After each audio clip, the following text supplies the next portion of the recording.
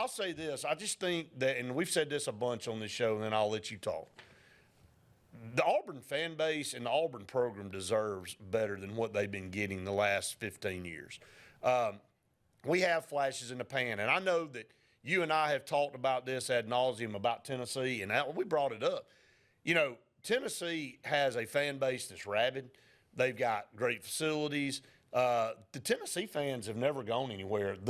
The game day experience in Tennessee has never gone anywhere, but the product that Tennessee's run on the field the last 20 years has been less than desirable. We've become that. We've become the Tennessee post-Phil Fulmer. Save a 2017, a 2013. Now, when we go to the mountaintop, we go, right? But everything else is just mediocre. And I see people saying, well, we shouldn't have ever fired Gus Malzahn. That wasn't the answer either. Gus Malzahn was an 8-5, 7-5, 8-4 coach. And that's not what we're looking for at Auburn either. You know, Georgia made a decision to fire a guy that averaged 10 wins because you know what? He could never get over the hump. And if you're afraid to ever make a change like that, I'm not going into talking about firing Hugh Freeze. Don't go down that rabbit hole. That's not where I'm going.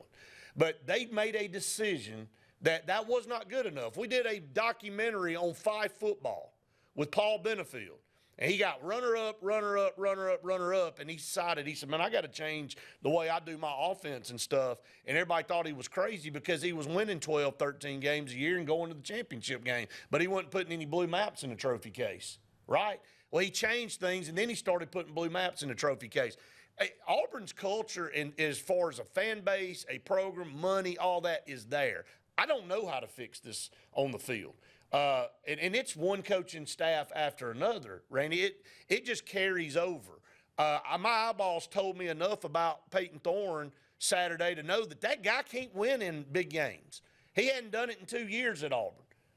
Is there any part of you that think there's going to be a magic switch that flips and he's just all of a sudden going to figure it out and go out there and lead Auburn to 9 wins this year? I don't see it, man. And I heard what you three said yesterday about practice, and you do have to give that some credence. But, man, at some point in time, when you're 6-14 against Power 4 teams since 2022, that ain't working no more, man.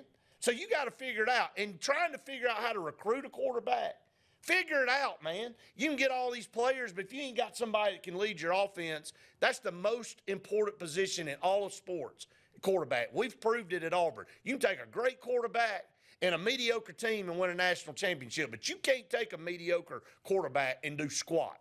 Now, there's other problems on that team, and I'll shut up and let you talk, but the quarterback situation is a problem. And we've got to try to get a quarterback in this class, and we're struggling to flip Deuce Knight right now. I go on the air saying that it's leaning more that he's going to stay at Notre Dame now. Now, will he end up flipping? I don't know.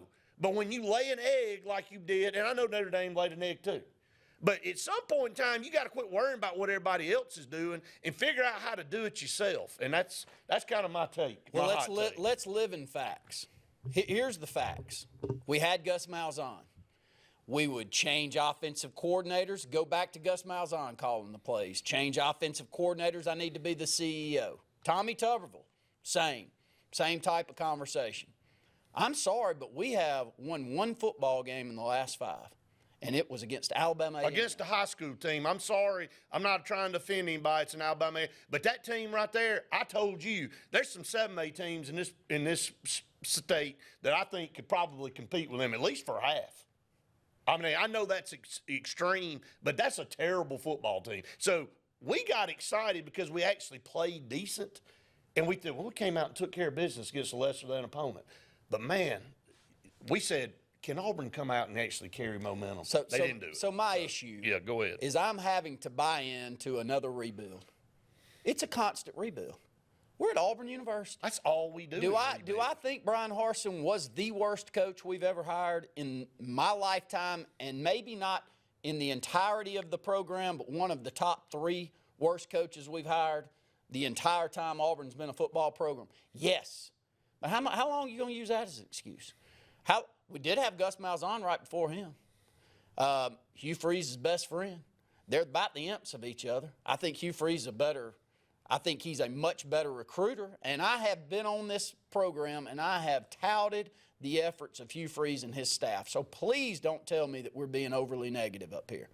But we are two individuals that are fans, and our programs are built around giving a true opinion, not an opinion of someone that takes a check inside the university or builds up some kind of message board. And we speak for everybody that's watching out here. That still has to have the coaching staff and everyone else never listen in and never disagree with anything that comes out of their mouth. That's never been what our programs have been about. But we try to be fair. And the fair